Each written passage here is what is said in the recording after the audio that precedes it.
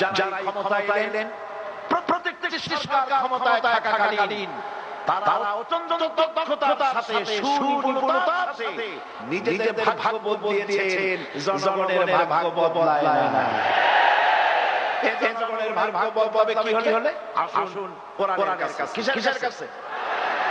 আল্লাহ কুরআন বলেন, ইন্নাল্লাহা লা ইউগাইয়িরু মা বিকাওমিন হাত্তা ইউগাইয়িরু মা বিআনফুসিহিম। আল্লাহ বলেন, নিঃসন্দেহে আমি কোন জাতির ভাগ্যকে পরিবর্তন করি না যতক্ষণ পর্যন্ত ওই জাতি নিজের ভাগ্য পরিবর্তন করার জন্য সচেষ্ট না হয়, ওই জাতির ভাগ্য আমি পরিবর্তন করে দেই না।